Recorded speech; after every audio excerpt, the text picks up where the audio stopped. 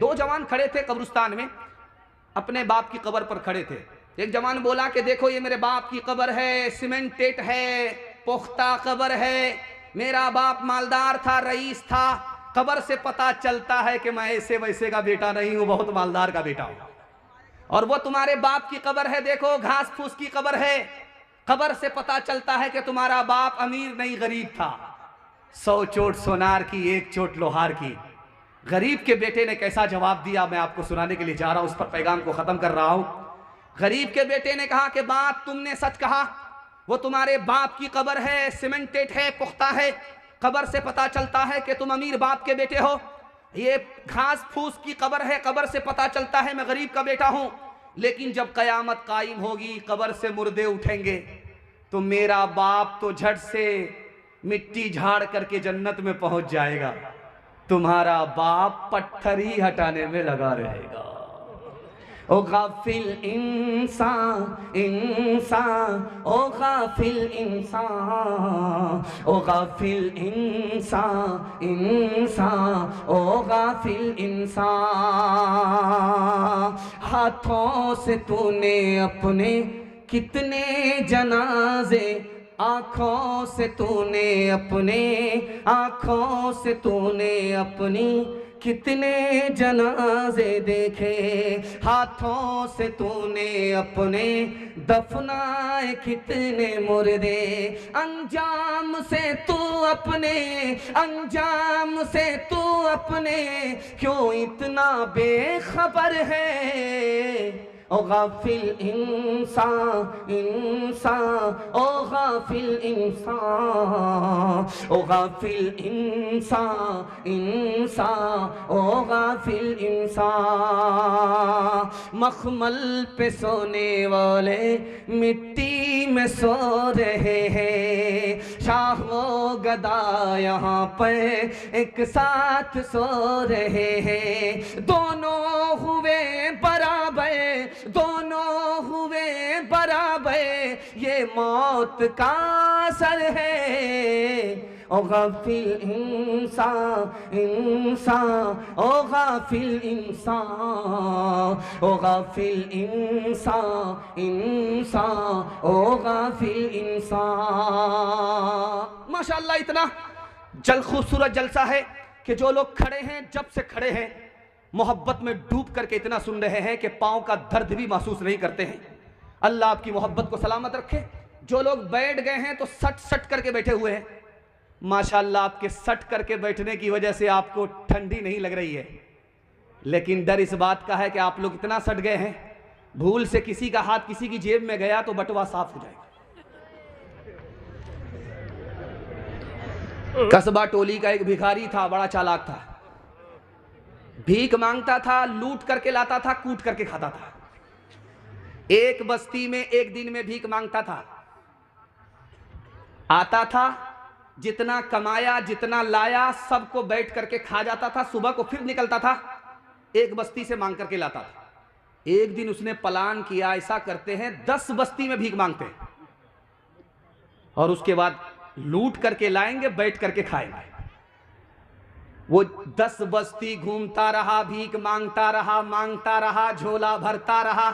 जब तक झोला भरा नहीं वो मांगता रहा, एक बस्ती से निकल करके दूसरी बस्ती, दूसरी बस्ती से निकल करके तीसरी बस्ती, मांगता रहा। जब झोला भर गया तो घर आया तो देखता क्या है कि उसकी ससुराल के 10 मेहमान बैठे हुए उसका इंतजार कर रहे। तो उसने कहा कहाँ गए थे? कहा कहीं नहीं गए थे, जहां थे वहीं थे, जहां थे वहीं हैं, कहीं कहाँ जा सके। प्लान तो बहुत कुछ किया था लेकिन सब प्लान खाक हो गया। एक आदमी तिजारत करता है, कारोबार करता है, दुकान खोलता है, सुबह से लेकर के शाम तक बैठता है, पसीना बहाता है, 100-200 रुपए कमाता है, उसकी बरकत का अंदाजा आपको नहीं है। एक आदमी LIC की किस्त लेकर के, लोन लेकर के कितना परेशान रहता है कि ये दुनिया उसके लिए जहन्नम बन जाती है, आपको अंदाजा नहीं है।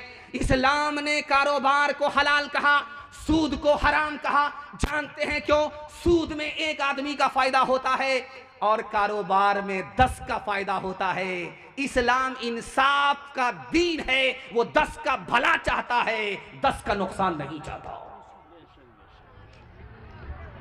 अच्छा, सूद हराम क्यों है? जब आदमी कारोबार करता है, पैसा कमाता तो रहम आता। अभी देखिए कि एक आलिम है, दीन ने मुश्किल से 100 रुपया का पेड़ा होगा, 5,500 रुपए में उन्होंने डाक ले लिया। यह जज्बा क्यों पैदा होता है? हलाल कमाने की वजह से। जब आदमी हराम कमाता है, सूद खाता है, कमाता है, तो जानते हैं कितना बेरहम हो जाता कि आंख से पानी उसका खुश्क हो जाता है, आंख में पानी नहीं होता। दुनिया में 232 मुल्क हैं, एक मुल्क का नाम है हॉलैंड। एक बूढ़ा आया अपनी बेटी के पास कि बेटी, मैं तुम्हारे घर में मरना चाहता हूं, मेरा तुम्हारे सिवा कोई सहारा नहीं है। बेटी ने कहा कि अब्बा, इरादा बदल दो, मेरे घर में दाखिल होने की गलती मत करना, वरना लात मार करके घर से बाहर निकाल देंगे। मोहल्ले के लोग जमा हो गए, बेटी को मलामत करना शुरू किया कि अरे तुम्हारा बाप है, बाप को बाप समझो। तो कहा कि इस बाप का किरदार तो पहले जानो कि मेरा बाप सूद खाता है, कमाता है। मुझे कर्ज की नौबत आई, मैंने अपने बाप से कर्जा मांगा, इसने मुझे सूद पर कर्जा दिया और सूद का एक एक पैसा जोड़ करके वसूल किया। इसने बेटी को बेटी नहीं समझा, तो मैं बाप को बाप क्यों समझूं? जब आदमी हराम खाता कमाता है तो अपनी औलाद की निगाह से भी गिर जाता है। अभी आप साहब ने सुनना, हम लोग सुन रहे थे, दिल साहब शेर पढ़ रहे थे, कारी रूहुल्लाह साहब ने ऐलान किया कि एक बाइक की चाबी गुम हो गई है। मैं तो दुआ करता हूं कि वो बाइक ससुराल की ना हो, अगर ससुराल की होगी तो चाबी मिलेगी नहीं। जैसा माल था वैसे ही मसरफ में चला गया। एक चोर बस्ती में आया जलसा सुनने के लिए, सोचा कि मौके से फायदा उठा करके निकल जाते हैं, तो उसने एक बाइक को चुराया और वो निकल गया। दूसरी बस्ती में पहुंचा तो एक जवान से बोला कि ये बाइक खरीदना चाहते हो? कहाँ खरीदेंगे? कहा कितने में खरीदो? कहा कि जो पैसा मांगोगे उतने में दे देंगे, लेकिन बाइक पर चढ़ करके देखेंगे इसकी चाल कैसी है।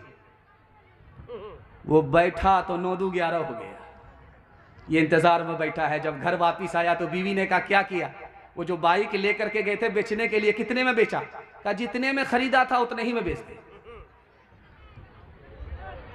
ये जिंदगी आनी जानी है, ये दुनियादारे फानी है, बेकार की आना कानी है, ये तेरा है वो मेरा है। कारून गया दौलत न गई, दारा भी गया हशमत न गई। कारून गया दौलत न गई, कारून गया दौलत न गई, दारा भी गया हशमत न गई। इंसान की मगर खसलत न गई, ये तेरा है वो मेरा है। सर जोर जमी और जेवर सब है बाइस कत्लो जंगो गजब। सर जोर जमी और जेवर सब है बाइस कत्लो जंगो गजब। सर जोर जमी और जेवर सब, सर जोर जमी और जेवर सब है बाइस कत्लो जंगो गजब। दुनिया के हर एक झगड़े का सबब, ये तेरा है वो मेरा है। हाथ उठाइए, वादा कीजिए अपनी शादी, अपने बेटे की शादी फ्री में करेंगे इंशाअल्लाह। हाथ उठा दीजिए। खैर माशाअल्लाह, मुझे अंदाजा हो रहा है कि जिनकी शादी हो गई है उन लोगों ने भी हाथ उठाया है। अगर वो दूसरी शादी के चक्कर में हाथ उठाए हैं, उनकी बीवी ने अगर हाथ उठाना देख लिया है, तो जब ये घर वापिस जाएंगे तो वो रातों रात ड्राम में पैक कर देंगे और ये सीधे कयामत में उठेंगे। इसलिए 12 बज जाने के बाद आपको अंदाजा रहे कि कहाँ हाथ उठाना है, कहाँ हाथ नहीं उठाना है। ध्यान से सुनिएगा, जल्दी से निकल जाएगा। जब औरत को बाल बच्चा होने वाला होता है, 9 महीना पूरा होता है, तो हम लोग उसको हॉस्पिटल लेकर के आते हैं। बीवी को हॉस्पिटल में दाखिल कर दिया गया, नर्स ने उसकी तशखीस शुरू कर दी और ये सर उठा करके बैठा हुआ था, कुर्सी पर बैठा हुआ था, इंतजार में था कि बीवी को पता नहीं कौन सा बच्चा होता है। उधर से नर्स आकर के बोलती है मुबारक हो तुम बेटी के बाप हो गए। ये जो सर उठा करके सीना तान करके बैठा हुआ था, सर झुका करके बैठ गया, मुंह गाड़ करके बैठ गया, सर झुका करके बैठ गया, मुंह लटका करके बैठ गया। ऐसा लगा कि मुकदमा हार गया। सर झुका करके बैठा हुआ था, बीवी को बाल बच्चा होने वाला, नर्स ने आकर के बताया मुबारक हो तुम बेटे के बाप बन गए। ये सर झुका करके बैठा हुआ था, बेटे का नाम सुन करके सीना तान करके सर उठा करके आसमान की तरफ देख रहा है कि जिब्रील फरिश्ता वही लेकर के आ रहा है। बेटा का नाम सुन करके सीना चौड़ा हो जाता है, बेटी का नाम सुन करके सर झुक जाता है। जानते हैं क्यों? उसको पता है कि बेटी आई है माल जाएगा, बेटा आया है माल आएगा। मीठा मीठा हफ हफ, कड़वा कड़वा थू थू। आप हॉस्पिटल में जाइए, दीवार पर लिखा रहेगा बेटी बचाओ बेटी पढ़ाओ। आप ब्लॉक जाइए, वहां लिखा रहता है बेटी बचाओ बेटी पढ़ाओ। आप ट्रक के पीछे तख्ते के ऊपर देखिए बेटी बचाओ बेटी पढ़ाओ। एक ही जुमला हर जगह आपको देखने को मिलेगा, कहीं ये लिखा हुआ नहीं मिलेगा कि बेटा बचाओ बेटा पढ़ाओ। जानते हैं ऐसा क्यों लिखा हुआ है? इसकी सच्चाई बता रहा हूं। इस हिंदुस्तान में एक साल में 10 लाख लड़की को मार दिया जाता है। मारने वाले घर के लोग हैं, और घर में आम लोग नहीं, माँ बाप हैं। मारते कैसे हैं आपको सुनकर के हैरत होगी। अल्ट्रासाउंड मशीन ने बता दिया कि पेट में बेटी नहीं बेटा है, आने दो बरकत आ रही है। 1 दर्जन आ गए, बरकत आ रही है। और अल्ट्रासाउंड मशीन ने जैसे ही बताया कि पेट में बेटा नहीं है बेटी है, तो जल्ले तू जलाल तू, इस बला को टाल, उसको गिरा दिया जाता है। गिराने के नतीजे में 1 साल में 10 लाख लड़की को मार दिया जाता है। इसलिए हर जगह लिखा रहता है बेटी बचाओ बेटी पढ़ाओ।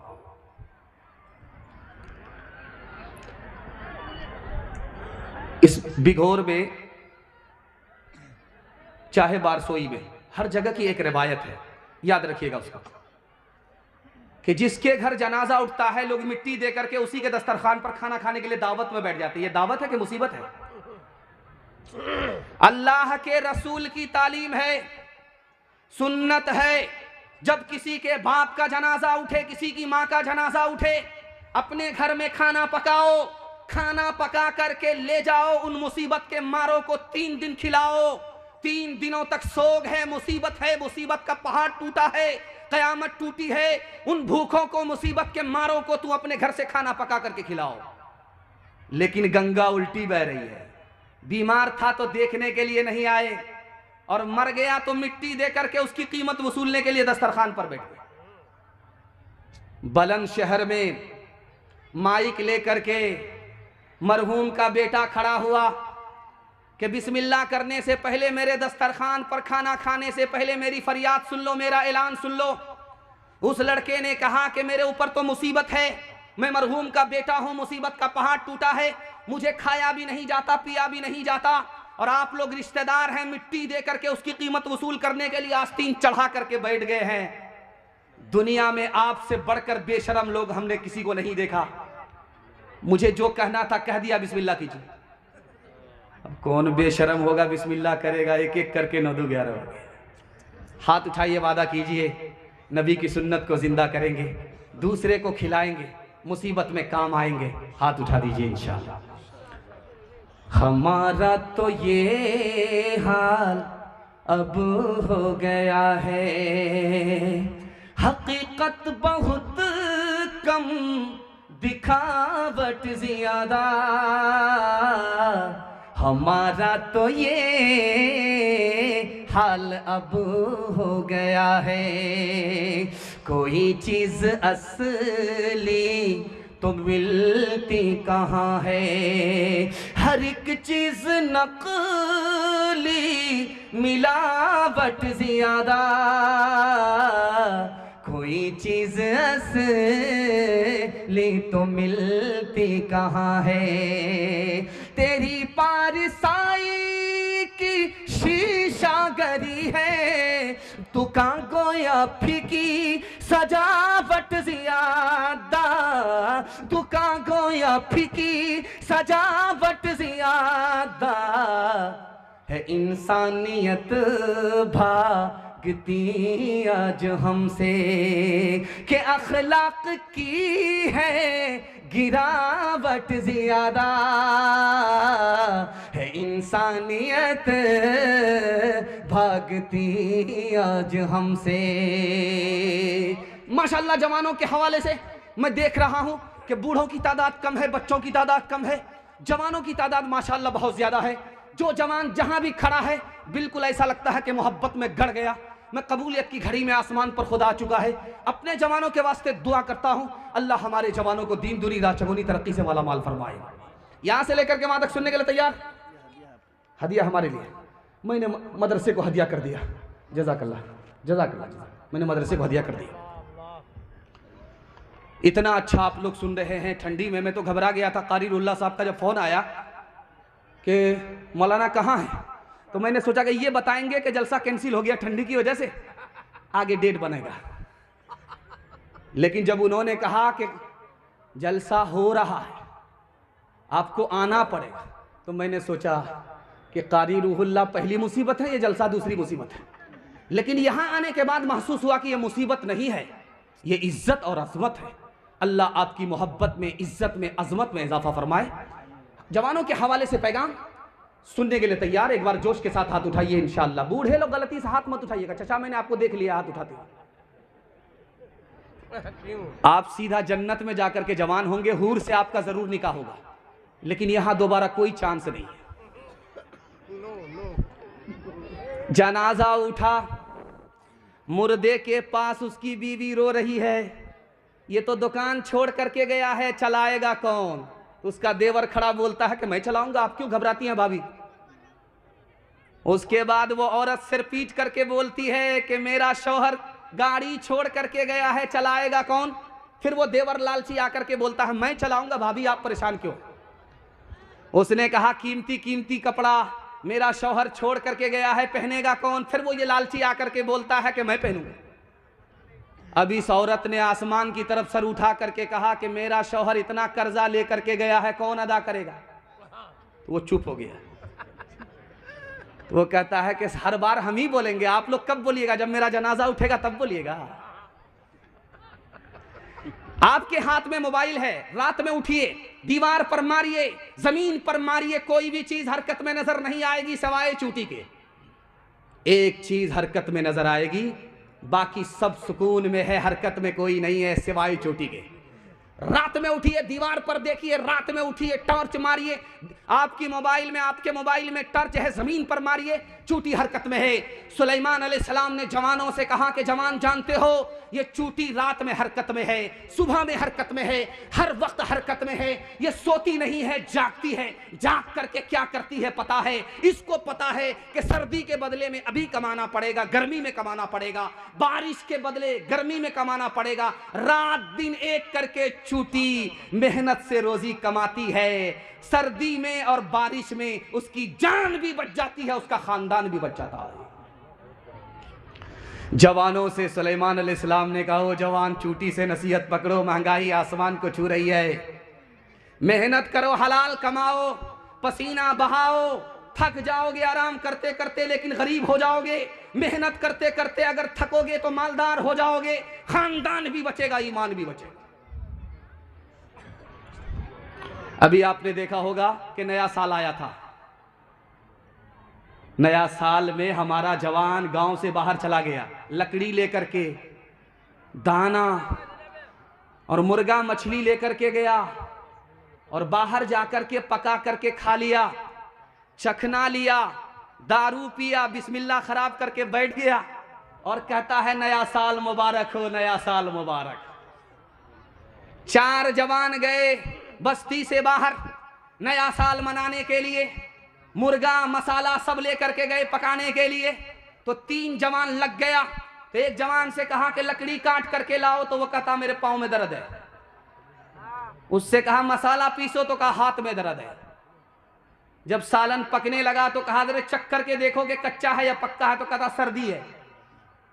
और जब खाना तैयार हो गया तो उससे कहा गया आओ खा लो, तो कहता है बार बार इनकार करते हुए शर्म आती, जब कहते हो तो खा ही लेता। कभी ऐ नौजवान मुस्लिम तदब्बुर भी किया तूने, वो क्या गर्दों था जिसका तो एक टूटा हुआ तारा, तुम्हें उस कौम ने पाला है आओ शे मोहब्बत में कुचल डाला था जिसने पाँव से ताजे सरे दारा, गंवा दी हमने जो असलाफ से मीरास पाई थी, सुरैया से ज़मीं पे आसमाने हमको दे मारा, सबक पढ़ फिर सदाकत का, अदालत का, शुजाअत का, सबक पढ़ फिर सदाकत का, अदालत का, शुजाअत का, लिया जाएगा तुझसे काम दुनिया की इमामत का, लिया जाएगा तुझसे काम दुनिया की इमामत का। माशाअल्लाह, दिल साहब आ रहे थे, मस्जिद में बैठे, मदरसे में बैठे, तो लोग कह रहे कि दिल साहब आपका इंतज़ार हो रहा है। तो मैंने कहा दिल साहब आपका इंतज़ार है, चाकू तेज कर दिया गया है आपको ज़बह करने के लिए, कितनी बार आपको कुर्बान होना पड़ेगा। आप लोग इतना खुलूस से, इतने जज्बे के साथ सुनते हैं कि दिल साहब जो मदरसे में बीमार नज़र आ रहे थे, मुसाफिर नज़र आ रहे थे, यहाँ बिल्कुल तंदुरुस्त, तवाना और जवान नज़र आने लगे। यह आपकी खुलूस और मोहब्बत का जज्बा था। अल्लाह इस जज्बे को सलामत रखे।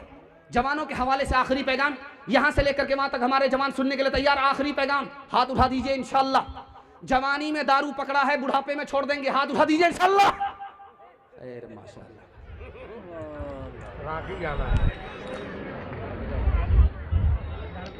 अभी हुगली में इज्तिमा हुआ तो कुछ लोग कहते 2 करोड़ लोग आए थे, तो दिल साहब कह रहे थे 50 लाख लोग तो मक्का में संभाले नहीं जाते, यहाँ 2 करोड़ लोगों को कैसे संभाल लिया गया।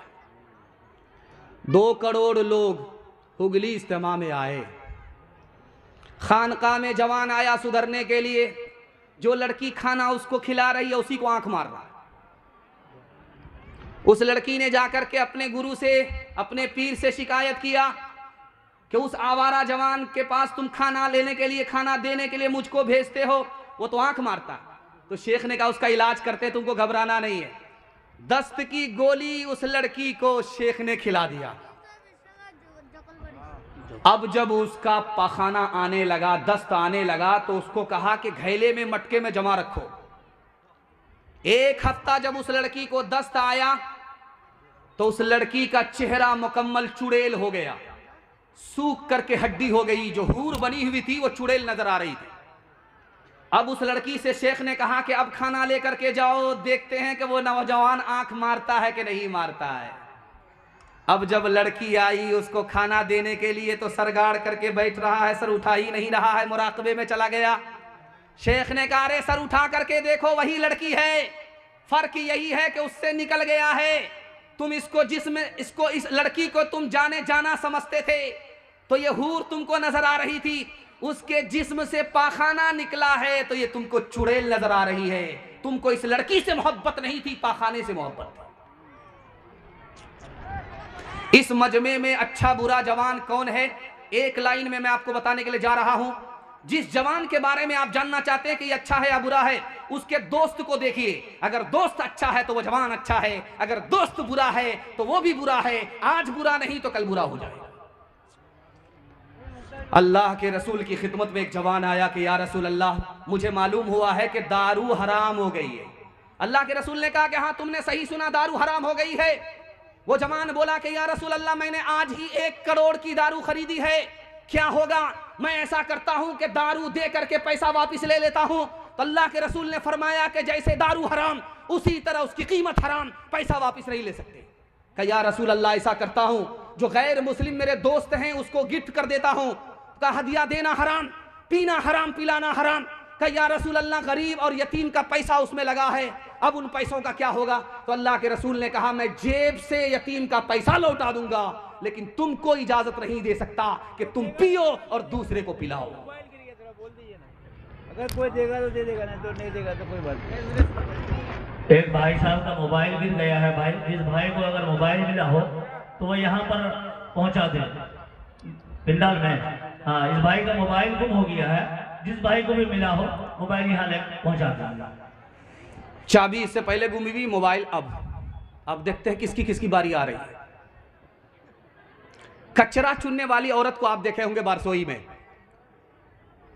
कचरा चुनने वाली औरत साल हा साल नहाती नहीं है वो, और उसका कपड़ा ऐसे सिया होता है जैसे लगता है कि कोयले के कान से निकली है, और उसके जिस्म में बदबू 500 मीटर दूरी से उसके जिस्म से बदबू ऐसे फैलती है, ऐसा लगता है कि गटर खोल दिया गया। लेकिन उस औरत को हमल हो गया, बादशाह सर पकड़ करके बैठ गया।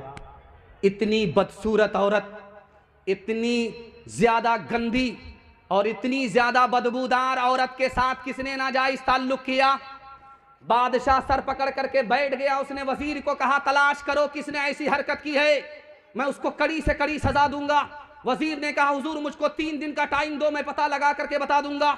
अगले दिन वजीर आकर के बोलता है हुजूर ये काम किसी और ने नहीं, तुम्हारे अमीर मुंशी ने किया है। तो बादशाह बोला कि तुम उस पर इल्जाम लगा रहे हो, तुम उससे दुश्मनी कर रहे हो, ऐसा हो नहीं सकता। तुमको कैसे पता चला? का हुजूर आप उसको धमकी दे करके पूछिए कि तुम्हारी जान बख्श देंगे, अगर तुम इकरार कर लोगे वो इकरार जरूर करेगा, उसके बाद मैं बताऊंगा मैंने कैसे पता लगाया। जब बादशाह ने उसको जान बख्शने का वादा किया इकरार पर, तो उसने इकरार कर लिया कि मैंने ही ये हरकत की है, उस कचड़े के डब्बे से मैंने जिना किया है। तो बादशाह ने वजीर को बुला करके कहा कि तुमको कैसे पता चला? कहा हुजूर ये हिसाब किताब लिख रहा था रजिस्टर पर, और पीछे से नाला बह रहा था, उसमें पेशाब का नाला था, पखाना का नाला था। जब रोशनाई खत्म हुई, पानी की जरूरत पड़ी, तो इसने उसी नाला का पानी उठा लिया। मैंने यहां से महसूस किया कि जो आदमी तबीयत का इतना गंदा है वही ऐसी गंदी हरकत कर सकता है। नेकियां तेरी तराजू में तुले या न तुले, दाग फिर तेरे गुनाहों के धुले या न धुले, दाग फिर तेरे आज ही कर ले गुनाहों से तू अपने तौबा, आज ही कर ले गुनाहों से तू अपने तौबा। अल्लाह जाने कल तेरी आँख खुले या न खुले, अल्लाह जाने। बस आखिरी पैगाम मर्दों के हवाले से, इत्तिहाद और इत्तिफाक के हवाले से मैं सुन रहा था। मेहमान खाने में के दिल साहब ने कहा कि हर मसलकी झगड़े को ख़त्म करो, ये मुसीबत की घड़ी है, एक हो जाओ। मुझे बड़ा अच्छा लगा। मैं सोचता हूँ कि उनके मौजू को छू करके मैं निकल जाऊँ। उन्होंने मिसरे में पेश किया, मैं मसाला बना देता हूँ। आप लोग आंख फाड़ फाड़ करके मुझको ऐसे देख रहे हैं, मुझको डर लग रहा कहीं आपकी नज़र न लग जाए, लेकिन मैं भी चालाक आदमी हूँ, दम करके बैठा हूँ और काला सोटर मैंने पहन लिया है। लगाइए कितनी नज़र लगाते। ध्यान से सुनिएगा, जल्दी से निकल जाएगा। अमीर मुआविया रजी अल्लाह दुआ कीजिए अल्लाह उनकी कब्र को नूर से भर दे। उनके दरवाजे पर एक साइल आवाज लगाता है कि कह दो अमीर मुआविया रजी अल्लाह से उनका भाई आया है। अमीर मुआविया रजी अल्लाह का मैं इस आदमी को तो पहचानता नहीं हूँ, कैसे बोल रहा भाई हूँ। जब वो अंदर आया तो अमीर मुआविया रजी अल्लाह ने पूछा कि तुम मेरे भाई कैसे हो? तो वो चालाक आदमी था, चूना लगाने के लिए आया था। वो बोला कि आदम और हव्वा की औलाद आप भी हैं, आदम और हव्वा की औलाद हम भी हैं, तो भाई हो गए आपके। अमीर मुआविया रज़ी अल्लाह को समझ में आ गया कि ये होशियार भिखारी है, ये चूना लगाने के लिए आया। तो अपने खजांची से कहा कि इसको सिर्फ 1 रुपया दो, 1 रुपया से ज्यादा मत दो। जब उसको 1 रुपया भीख में मिला तो बोला कि इतना कम। तो अमीर मुआविया रजी अल्लाह अन्हु साहबी कितने ज़हीन थे, कितने ज़रीफ थे, उन्होंने कहा कि मैं अपने तमाम भाइयों को अगर दुनिया में देने लग जाऊं जो आदम और हव्वा की औलाद हैं, तो तुम्हारे हिस्से में ये भी नहीं आएगा, एक एक अन्नी आएगी। सर सैयद अहमद खान साहब का आपने नाम सुना।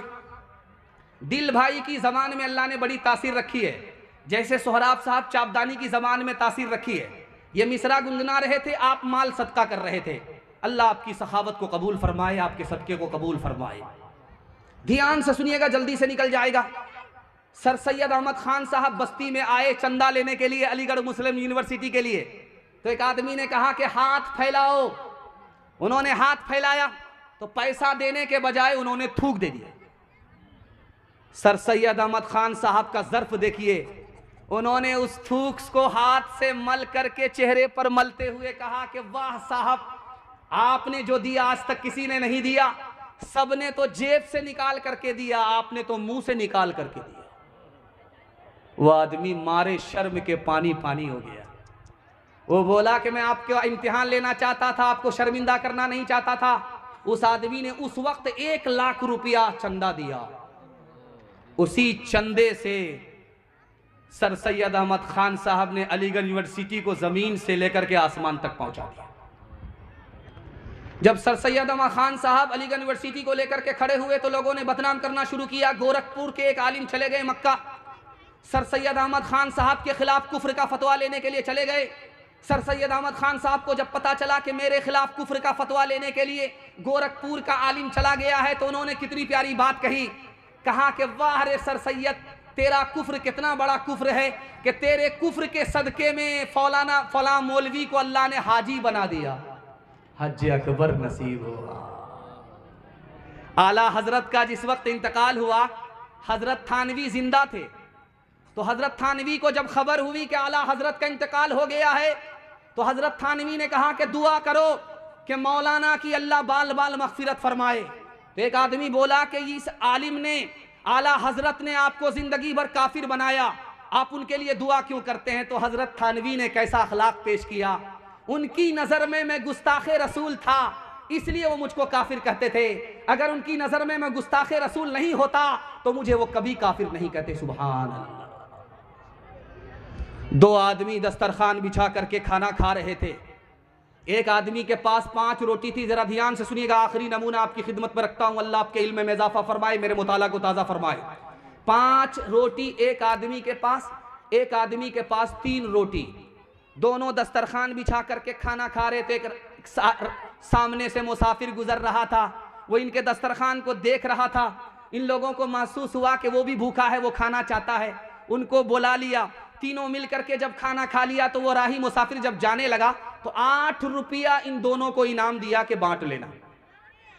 अब देखिए झगड़ा किस पर होता है। ये 5 रोटी वाला 5 रुपए रख लिया, 3 रोटी वाले को 3 रुपया दे रहा है, वो मानने के लिए तैयार नहीं। 50-50 करके बांटो। उस आदमी ने देते वक्त में ये कहा है कि इसको 3 देना, उसको तुम 5 रख लेना। उसने कुछ नहीं कहा है, बराबर बराबर बांटना पड़ेगा। ये मामला चला गया हजरत अली रजी अल्लाह ताला अन्हु की अदालत में चला गया। हजरत अली ने कहा कि ये तुम्हारा साथी जो तुमको 3 दे रहा है ले लो, वरना मैं इंसाफ करने पर आऊंगा तो तुमको 3 भी नहीं मिलेगा। वो आदमी खफा हुआ, कहा ठीक आप इंसाफ करके दिखाइए, जो आपका इंसाफ कहेगा वही मैं लूंगा, मैं आपके इंसाफ को समझना चाहता हूं। तो हजरत अली ने कहा कि इस आदमी के पास कितनी रोटी थी? तो कहा 5। कहा तुम्हारे पास कितनी रोटी थी? तो कहा 3। कहा कि कितने आदमी ने मिलकर के खाए हो रोटी? तो कहा 3 आदमी ने। दोनों मिलाकर के, दोनों की रोटी मिलाकर के कितनी रोटी हो गई? 5 3 8। और 3 आदमी ने मिलकर के खाया है। कौन कितना खाया इसका अंदाजा नहीं, सबको बराबर बांटना पड़ेगा। एक रोटी में अगर 3 टुकड़े करोगे तो 8 रोटी के कितने टुकड़े हो गए? 8 या 24। तो एक एक आदमी ने 8 टुकड़े खाए हैं। अब बताओ कि जिसकी 5 रोटी थी उसके कितने टुकड़े हुए? 5 या 15। उसने खाए कितने? तो उसने खाए 8 खाए, बचे कितने? तो 7। और तुम्हारी कितनी रोटी थी? तो 3। 3 रोटी के कितने टुकड़े हुए? 3 या 9। तुमने खाए कितने, बचे कितने? 8 तो तुमने खा ही लिया, 1 ही बचा। हाथ उठाइए, वादा कीजिए। जमीन का झगड़ा हम लोग आज के जलसे के बाद खत्म करेंगे, मसलक के झगड़े को आज के बाद खत्म करेंगे, हर इमाम के पीछे नमाज पढ़ेंगे। अल्लाह के रसूल ने कहा है कि जिसके पीछे भी नमाज पढ़ोगे तुम्हारी नमाज हो जाएगी। हमारे इमामों के इमाम हमारे नबी हैं, हम अपने इमामों के इमाम को मानेंगे, मसलक के झगड़े को ख़त्म करेंगे। हाथ उठा दीजिए इंशाअल्लाह। मुसलमानों संभल जाओ, संभल जाने का वक्त आया, बहुत सोए हो तुम अब होश में आने का वक्त आया। जला डाली कि तुमने कश्तियाँ दुलुस के साहिल पर, जला डाली कि तुमने कश्तियाँ दुलुस के साहिल पर।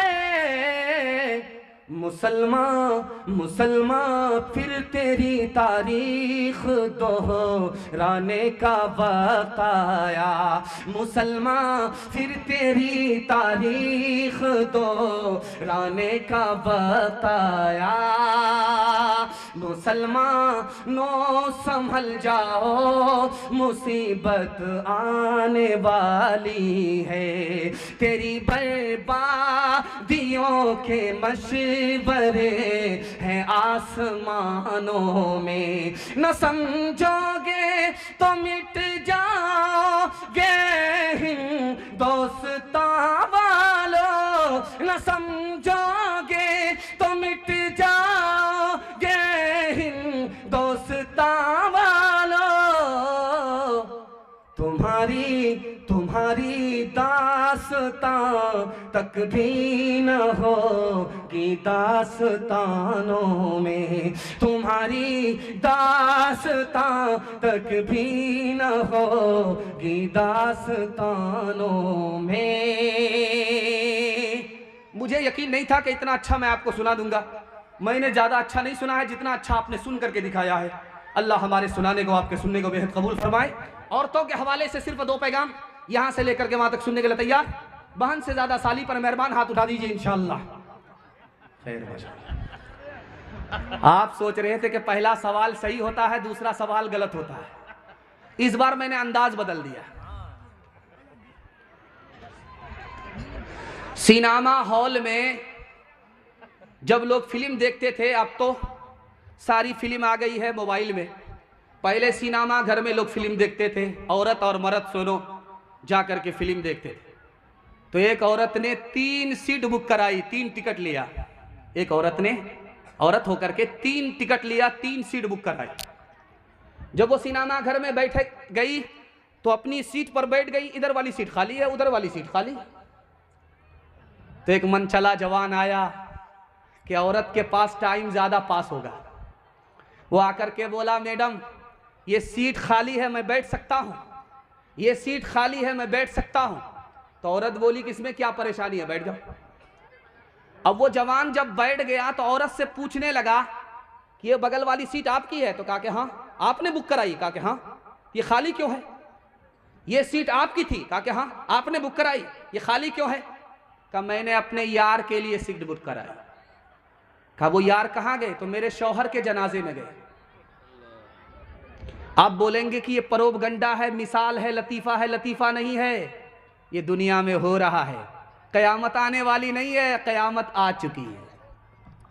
ध्यान से रखिएगा, आज से 40 साल 50 साल पहले ये नोट आप देख रहे हैं, ये बैंक से निकल करके आ रहा है, एटीएम से निकल करके आ रहा है। लेकिन 40 साल 50 साल पहले ये बैंक से नहीं आता था, एटीएम से नहीं निकल करके आता था, घर में रहता था, घर में उसकी हिफाजत की जाती थी, चौकीदार रखा जाता था, ताले लगाए जाते थे। लेकिन 40 साल 50 साल के बाद रिवायत बदल गई, घर की दौलत घर से निकल करके बैंक पहुंच गई। आप जो देख रहे हैं, इधर जलसे का पिंडाल है, उधर मेला है।